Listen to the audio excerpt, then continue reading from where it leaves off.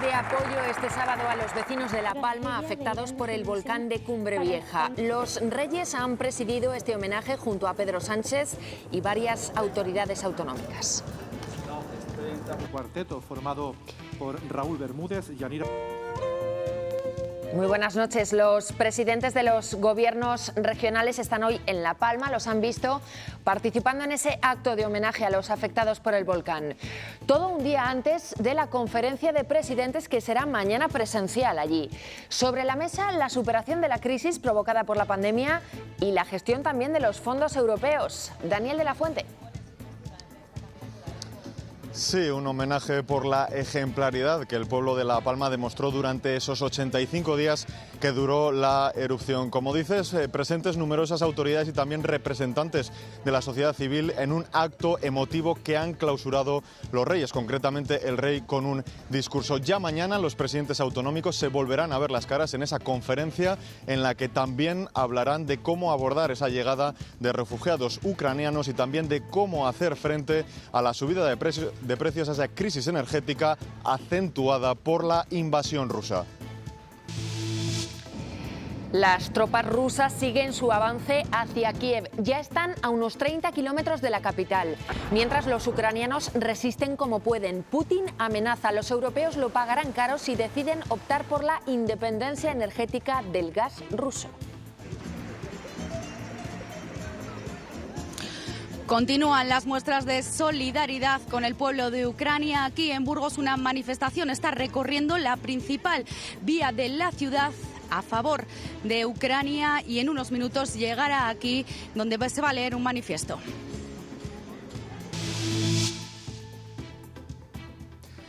Aquí en la provincia de León, en comarcas como esta del Páramo, los productores de maíz piden a la Unión Europea poder ampliar las extensiones de cultivos para compensar las consecuencias de la guerra de Ucrania. Desde que ha comenzado el año, los precios de la energía no han dejado de subir, pero esta semana hemos alcanzado un récord histórico, 544 euros el kilovatio. Hoy, por ejemplo, son 100 euros menos, pero aún así las tarifas se hacen insostenibles para muchos hogares. Las administraciones han lanzado bonos para las familias más vulnerables. En Cáritas llevan años ayudando a pagar la factura de muchas casas. Ahora, con el mismo presupuesto, abarcan a menos beneficiarios. Con los mismos recursos económicos, pues estamos alcanzando a menos familias que antes, porque claro, el importe de las facturas es más elevado. 9 comercios palentinos participan en un proyecto piloto de la Universidad de Valladolid dentro de la Cátedra de Innovación de Comercio. Analizar a través de la neurociencia las sensaciones de los clientes puede ser de gran ayuda para el comercio tradicional. No había muchas dudas, pero ahora son todo certezas. La batalla de Villalar tuvo lugar en Villalar de los Comuneros, en Valladolid. A través de detectores magnéticos han localizado decenas de piezas del siglo XVI que pertenecen a la contienda del 23 de abril. Herraduras, balas, monedas, hallazgos que confirman las narraciones históricas. A finales de este año habrá más excavaciones aquí en la zona que pueden sacar a la luz otros elementos. Mañana las lluvias de primeras horas irán desapareciendo para dejar una jornada de cielos variables. El lunes las precipitaciones volverán a afectar a toda la comunidad.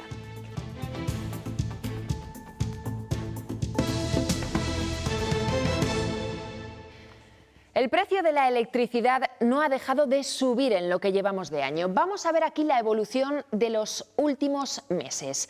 El día 22 de diciembre de 2021, en vísperas de Navidad, se registraba un pico de 360 euros. Antes de comenzar este año, el precio descendía hasta los 96 euros. Pues bien, después no ha dejado de subir, aunque la curva se ha disparado aún más esta semana. Un valor sin precedentes lo sufrimos el pasado martes. La luz subió hasta los 544 euros, todo un récord. Para colaborar en el pago de las facturas en los hogares más vulnerables, la Junta de Castilla y León destinó el año pasado una ayuda directa de 130 euros. También ayuntamientos, diputaciones y ONGs reservan una partida presupuestaria para miles de familias, aunque cada vez el dinero les da menos de sí.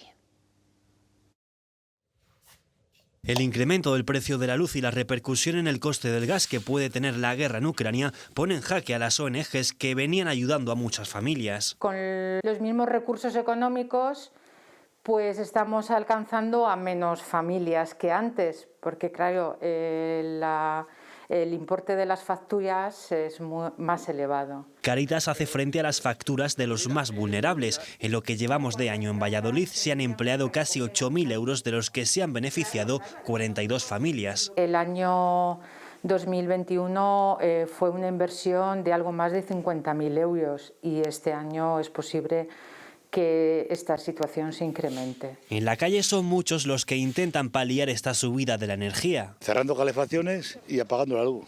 Y terminamos con velas en las casas. Estamos con la cosa de vamos a intentar el lavavajillas por la noche. Pon la olla y para 4 días.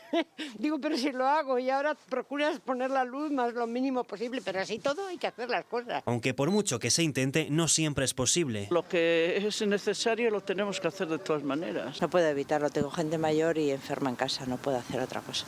Entidades como Cáritas, además de apoyo económico, también ayudan a las familias asesorando sobre ayudas públicas o formas de reducir el consumo.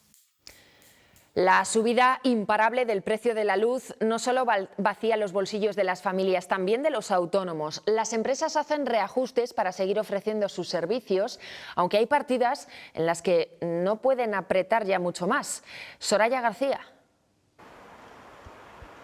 Los autónomos se sienten asfixiados por la subida de la luz. Muchos de ellos se plantean subir los precios y además están realizando reajustes de todo tipo para poder abrir las puertas de sus establecimientos cada día. En definitiva, se sienten indefensos ante esta situación.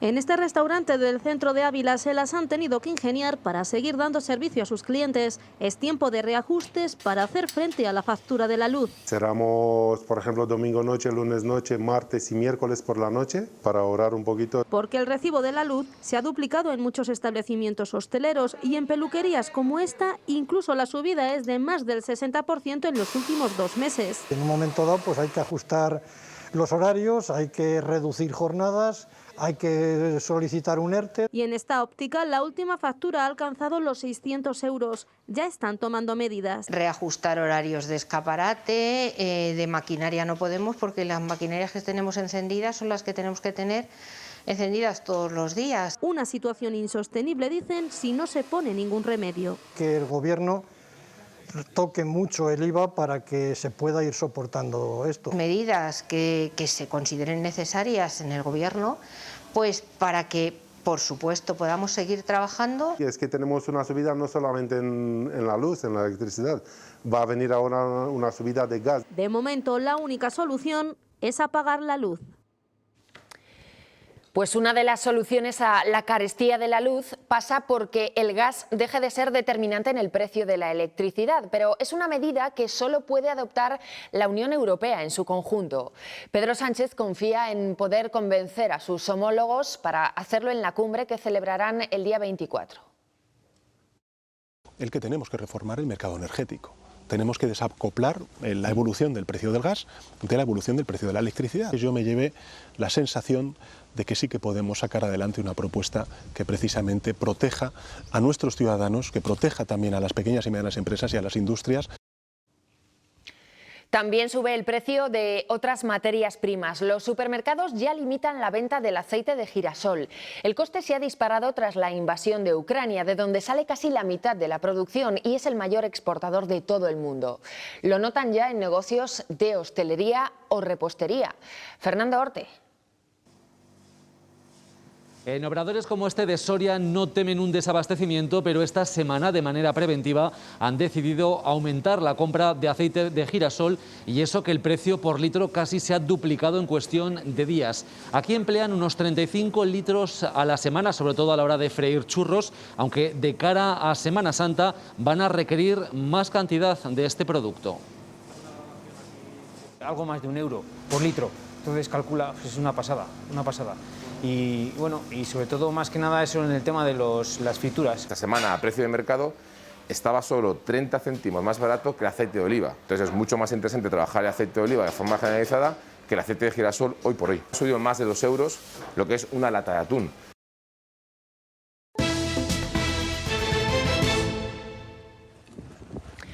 Hasta hoy, esto que ven era la aldea de Visiv. El ejército ruso ha bombardeado esta localidad a 50 kilómetros de Kiev hasta destruirla casi por completo. Es parte del reguero de destrucción que deja la guerra según avanzan las tropas de Putin hacia la capital de Ucrania.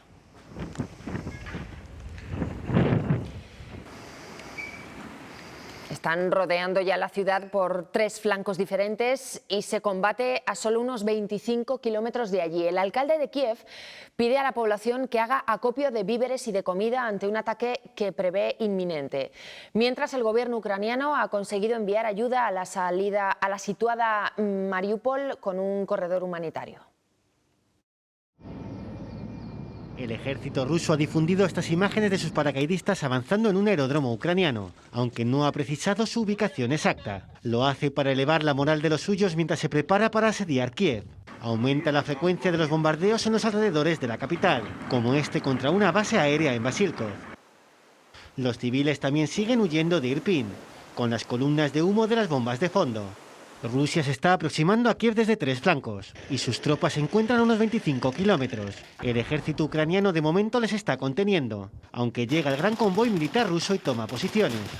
El presidente ucraniano reconoce que han muerto 1.300 de sus militares, pero afirma que han matado a 12.000 rusos. Exige a Moscú que respete los corredores humanitarios como el que hoy ha llevado comida y medicina a la sitiada Mariupol. Mientras sigue la lucha y los bombardeos en otros puntos del país como Kharkov, Mykolaiv o Chernigov. En Odessa las calles están vacías ante el temor de ser los siguientes. El gobierno ruso ha advertido a Estados Unidos y a la OTAN que considerará legítimo destruir cualquier convoy que transporte armas para las tropas ucranianas. Lo ha hecho el día en que ha llegado sin incidencias el 5º avión español con armamento. Y aquí continúan las concentraciones de solidaridad con el pueblo de Ucrania. En Burgos, una manifestación está recorriendo ahora mismo las principales calles de la ciudad. Verónica González. Sí, pues como pueden oír al grito de "Todos somos Ucrania", los burgaleses se han unido hoy para demostrar su solidaridad con la población de este país en una manifestación que ha sido convocada por la comunidad de Ucrania aquí en Burgos. Ha salido a las 8 de la tarde y ha recorrido la principal vía de la ciudad. Ahora mismo han llegado aquí al teatro principal, donde todavía se están sumando más burgaleses. Se va a leer ahora un manifiesto, lo van a leer 3 ucranianos, entre ellos una niña, a favor de la paz, y terminarán con el himno de Ucrania. Gracias, Verónica. Y la ayuda de nuestra comunidad continúa llegando hasta la frontera de Ucrania. Están viendo cómo se cargaba un camión que salía el pasado martes de Valladolid, con ropa, medicamentos y otros utensilios de primera necesidad. Hoy, tras llegar a su destino en Polonia, una fundación internacional se ha encargado de realizar el reparto. Y mientras tanto, aquí en nuestro país, miles de voluntarios ultiman los preparativos para el envío urgente de toda la ayuda humanitaria que siguen recogiendo.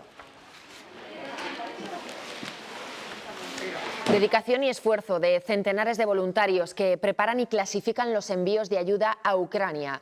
Es el caso de Segovia. Allí la jornada de este sábado ha sido realmente intensa. Alberto Guerrero. Intenso trabajo hasta ahora de los voluntarios que están organizando todo el material de ayuda que ha llegado en los últimos días a este antiguo parque de bomberos de Segovia. Toneladas de ayuda que tomarán rumbo a la zona del conflicto en Ucrania. Comida, también medicamentos, también ropa de todo tipo, de niños, de adultos, que debe ser organizada para que el reparto sea eficaz a su llegada a la zona del conflicto. Tal ha sido la avalancha de llegada de material que ya desde la propia Alcaldía de Segovia y también las organizaciones no gubernamentales están pidiendo que cese esa llegada de material y que se conviertan las donaciones en económicas a través de diferentes números de cuenta que se están habilitando para que las organizaciones dispongan de esos fondos según las prioridades. Y ahora pues intentaremos canalizarlo medianamente la parte económica para poder comprar ya material más específico, que no se puede quizá conseguir en supermercado o en una farmacia, sino más bien en fábricas a lo grande de aparatos de medicina.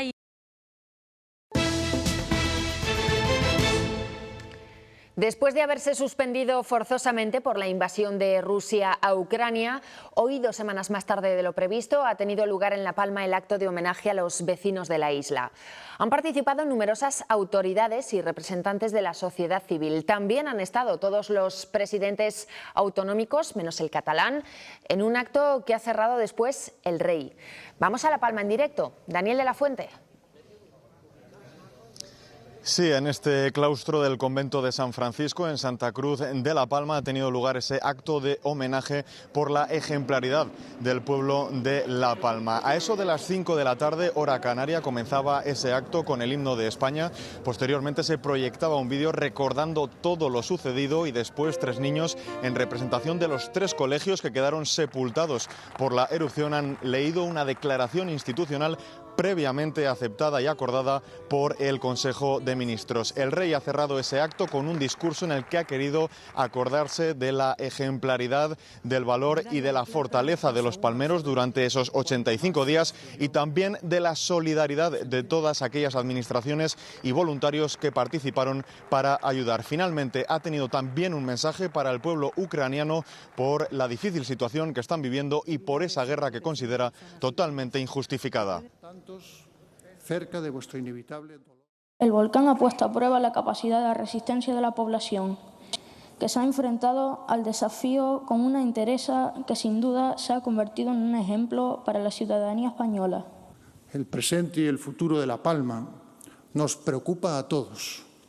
Su recuperación es un proyecto colectivo, una esperanza compartida y también las sentimos como propias.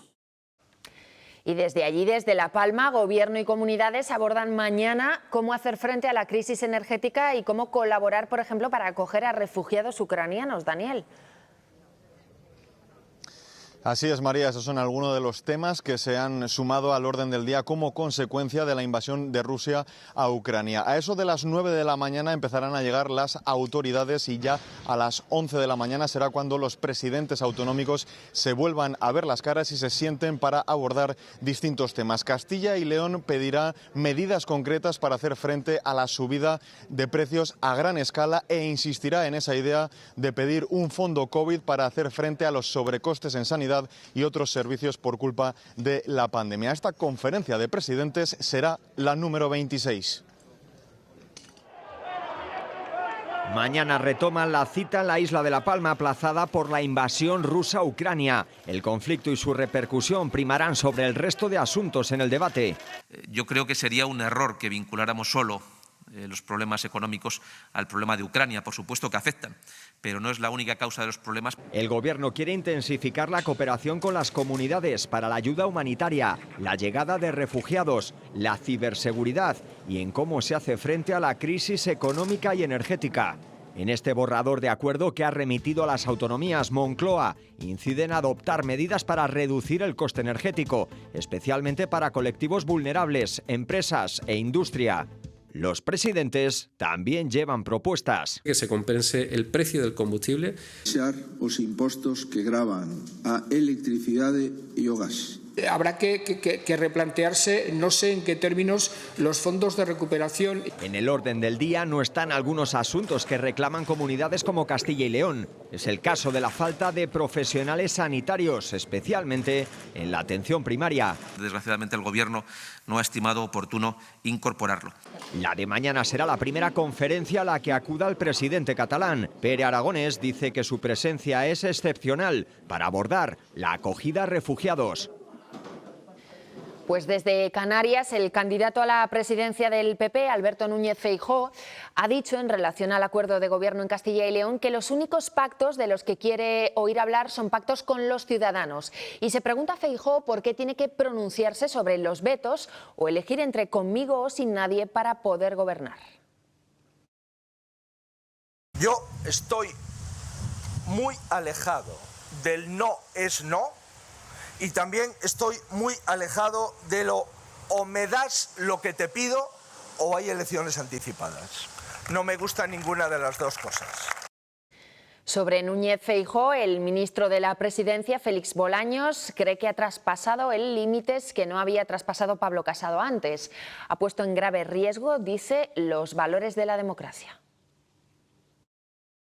El señor Feijóo ha traspasado líneas que no había traspasado el señor Casado, que es abrir la puerta de un gobierno autonómico a la ultraderecha, una ultraderecha que niega los valores europeos y que niega los valores democráticos y los consensos de nuestra democracia.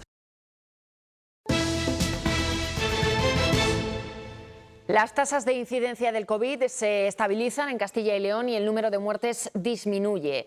Los últimos datos que tenemos son los de ayer. Se registraron 3 fallecidos frente a los 6 del pasado viernes. Hoy, 12 de marzo, precisamente se cumplen 2 años desde que nuestra comunidad notificara la primera muerte por coronavirus. Nos lo cuenta desde Salamanca Lidia Bartolomé. El 12 de marzo del 2020 fallecía aquí en el hospital de Salamanca un hombre de 81 años con coronavirus. El varón llevaba ingresado varios días, tenía patologías previas y se había contagiado después de un contacto estrecho con un familiar que residía en la Comunidad de Madrid. Fue la primera víctima mortal por COVID en Castilla y León. Hoy, 2 años después, han muerto en los hospitales de nuestra comunidad 7.217 personas y más de 2.300 en las residencias de mayores. Este año se han retomado los viajes del Inserso tras el parón y estas que van a ver son las plazas que han salido para toda España. Más de 800.000 este año. Son un 10% menos que las ofrecidas antes de la pandemia porque se han suprimido los viajes de más duración, los viajes de 15 días. Se pusieron a la venta esta vez en diciembre, más tarde de lo habitual y en el pico de la sexta ola. De hecho, a día de hoy todavía quedan bastantes viajes disponibles. Tiene más datos Andrea Magdalena. Quedan todavía más de 300.000 plazas vacantes para realizar estos viajes del Inserso por todo el país, sobre todo durante este mes de marzo y el que viene, abril hasta mediados. Luego ya en adelante hasta el mes de junio, ahí ya sí la ocupación roza el 100% y destinos como Benidorm o Canarias están agotados. No es lo normal que tarden tanto tiempo en agotarse estas plazas para estos viajes, puesto que antes de la pandemia, a unas semanas solo de publicarlas, la mayoría ya estaban agotadas. Por el perfil de clientes, gente mayor y tiene miedo al contagio. Estas últimas semanas, pues desgraciadamente también el conflicto en Ucrania también ha influido, no que vaya a influir en lo que son las visitas por España, una estancia en costa, pero la incertidumbre, el miedo, el malestar también están influenciando para que haya menos reservas. Esta Feria del Comercio Segoviano se ha fijado como objetivo aumentar la visibilidad del comercio de proximidad. El encuentro se inauguraba este sábado en un espacio singular en la antigua cárcel de Segovia, convertida desde hace años en centro de creación y eventos. En Palencia encontramos otras iniciativas que utilizan el neuromarketing para ganar clientela. Hasta 9 comercios como este en Palencia colaboran con la Universidad de Valladolid en el desarrollo de una cátedra de innovación de comercio. Su objetivo es ayudar a los negocios tradicionales a través de una serie de variables como la meteorología, el tráfico o dónde sitúan sus promociones. Una alternativa para plantar cara a las ventas online e implantar nuevas estrategias en diferentes puntos de nuestra comunidad. Y si les decimos que negocios como este saben lo que están pensando, sí, han oído bien, saben perfectamente dónde se están fijando y cómo cambiarlo para satisfacerles. Todo gracias a una cátedra de innovación de comercio. Cómo afecta las etiquetas cuando ven un precio, qué zonas les resultan más atractivas. Pero todo esto, ¿cómo lo consiguen? ¿Qué número de personas entraban en los comercios? ¿Qué número de personas pasaban por la calle? ¿Qué tipo de perfiles de clientes compraban? Y gracias a dispositivos como este.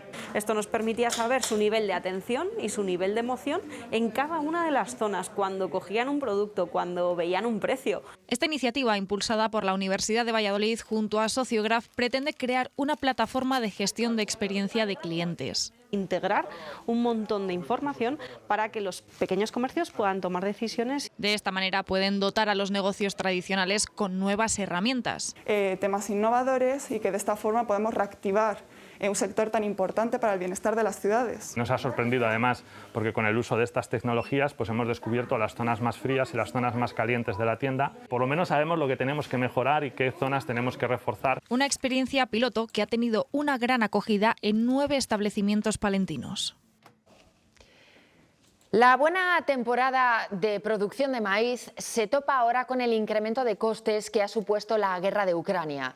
Los agricultores de la provincia de León, la mayor de España en extensión de este cultivo del maíz, piden un cambio de la normativa europea para ampliar el número de hectáreas.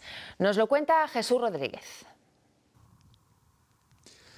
La guerra de Ucrania está provocando un importante incremento en los costes de producción en hectáreas como estas de maíz en la provincia de León, donde está la mayor producción de España. Los sindicatos exigen que se pueda ampliar la extensión y los cultivos ahora están limitados por la normativa de la política agraria común.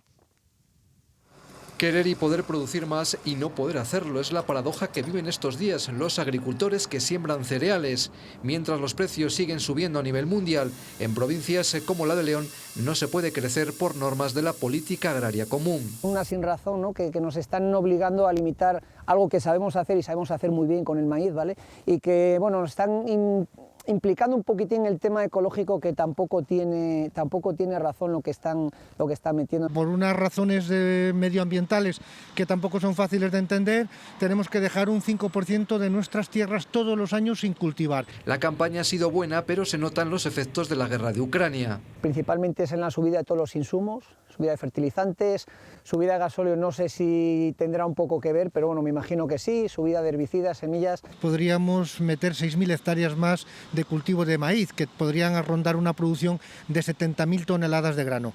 El conflicto bélico plantea la pregunta de por qué no sembrar más girasol. Y el girasol hoy por hoy, que viene, me atrevo a decir que casi el 80% de Ucrania, sería una buena solución. Con el maíz ya arrancado en las parcelas, son días de sabor agridulce en el campo con la situación derivada de la guerra de Ucrania. Y los ganaderos continúan denunciando ataques de lobos. En zonas como Sayago, en Zamora, aseguran que amenaza al futuro del sector porque últimamente se están recrudeciendo además. Pablo Carretero. Los ganaderos de la comarca de Sayago creen que esta situación es insostenible. Además, están recibiendo ataques prácticamente a diario en zonas como, por ejemplo, Villar del Buey o Muga de Sayago. Y si no se toman decisiones de cara al futuro, creen que no van a tener otra opción que dejar la ganadería. Han pasado 4 días desde que Ernesto en Villar del Buey se acercara un día a ver a sus ovejas. Antes de llegar, ya encontró indicios. Por la mañana, cuando llegué, bajé por ahí para abajo, por el camino, y vi un buitre allá arriba y dije, algo pasa. 5 ovejas muertas y en la escena del crimen todavía se ven rastros. El lobo las mató aquí y las de raza castellana corrieron en dirección contraria, empujando la valla y arrastrando la tierra. Y no es solo la pérdida de los animales. Ahora las ovejas han quedado asustadas, han quedado estresadas y empiezan los abortos. A 8 kilómetros en Muga, Octavio tiene a sus ovejas. Aun con su imponente mastín, esta semana a manos del lobo perdió una y otra fue herida, y es algo que lleva viendo muchos años. En este pueblo hubo 8.000 ovejas, todas churras como estas. Hoy no sé si llegarán a 1.000. No está en contra del lobo, pero la situación le supera. Me fastidia mucho que por culpa de un lobo tenga que terminar las ovejas, pero si así las terminaré. Y he nacido entre ellas. Los 4 que estamos aquí las tendremos que vender y marcharnos para la capital o para donde sea, porque aquí no se puede estar. Esto es insostenible. Creen que el lobo puede también ahuyentar a los potenciales jóvenes ganaderos y acabar con la ganadería en Sayago. Finalmente será la jurisdicción ordinaria la que decida sobre el conflicto de competencias entre la Junta y el Estado sobre el futuro de la estación de esquí de Navacerrada. Así lo ha determinado el Tribunal Constitucional. Delega en la justicia ordinaria la resolución de la concesión de las pistas de la vertiente segoviana. Recuperar la memoria militar sobre lo que ocurrió en Villalar el 23 de abril de 1521. Es lo que perseguía un estudio arqueológico que se ha hecho recientemente en las inmediaciones de la localidad. Se han encontrado decenas de restos militares que no solo confirman la localización de la contienda, sino que también permitirán conocer mejor cómo se desarrolló. Los detectores magnéticos pasaron por aquí a finales de 2021 y ahora se conocen los resultados de esas prospecciones. Han aparecido varias balas de plomo, monedas de finales del reinado de los Reyes Católicos que evidentemente estaban en uso en aquel momento, han aparecido bastantes clavos. Lo que demuestra por primera vez que lo que nos ha llegado por tradición oral o por referencias de diferentes historiadores efectivamente se produjo aquí. Es un tipo de bibliografía que analiza la batalla desde el punto de vista político, económico, pero no desde el punto de vista militar, estratégico, ¿no? Que hay muy pocas aproximaciones, que son lo que a nosotros nos interesa. Para Villalar esto supone una, por lo menos eso, aclaración y decir, efectivamente, ahí dijeron que fue la batalla y ahí está. Esto permite también conocer cómo se desarrolló la contienda entre las tropas carlistas y las comuneras. Lo que nos están diciendo las piezas metálicas que hemos identificado es que la mayor parte del enfrentamiento se produce del arroyo hacia Marzales. Un importante avance en la historia de Villalar, pero aún quedan muchos interrogantes. ¿Dónde han ido a parar realmente los restos de los capitanes comuneros? Si Padilla sigue enterrado en Villalar o no. ¿Dónde está la fosa común si la hubo? El centenar de piezas localizadas pasará al Museo Arqueológico de Valladolid cuando el estudio termine. Agentes de la Policía Nacional han desmantelado en Zaragoza una macrofábrica clandestina de cigarrillos que producía hasta 57.000 cajetillas diarias. La operación se ha saldado con 20 detenidos. Esta organización disponía de 4 naves industriales repartidas por varios puntos del país.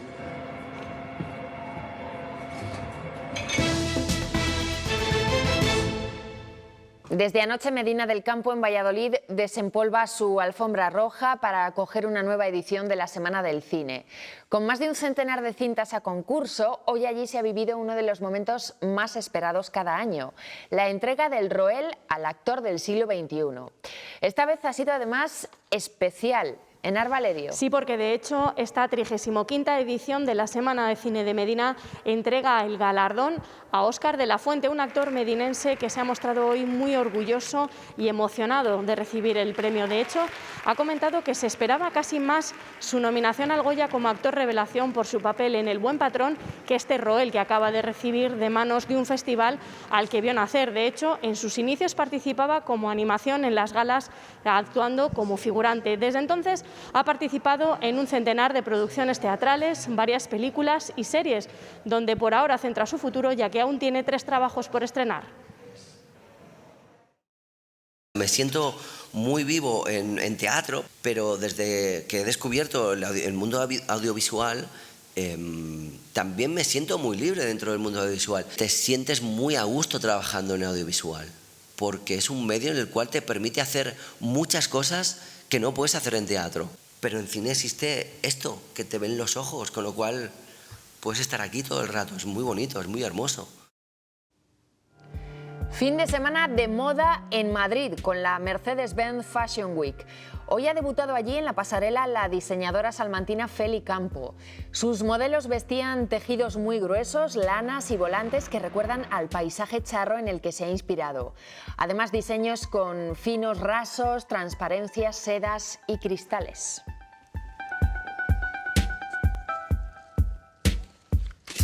Este sábado Ávila da comienzo al 4º centenario de la canonización de su patrona, de Santa Teresa de Jesús. Aunque no será hasta mañana cuando se produzca la apertura de la Puerta Santa y con ello el inicio del año jubilar, esta noche una proyección ha comenzado a deshojar ya el calendario de eventos. Elena Rodríguez.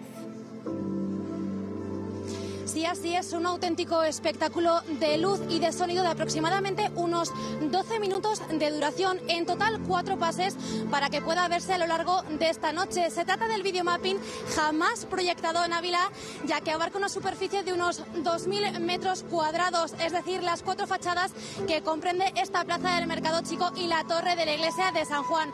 Una experiencia 360 grados donde se está contando la vida de la patrona de Santa Teresa de Jesús en 3 de sus facetas, como escritora, como maestra y también como doctora de la iglesia. Además, después de la proyección, Ávila dice no a la invasión a Ucrania proyectando la bandera.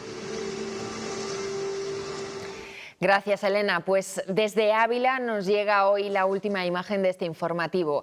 Ese videomapping, esa proyección de 360 grados que pretende envolver al público en un espectáculo para conmemorar, como les decíamos, el centenario de la canonización de Santa Teresa. Enseguida vamos con los deportes.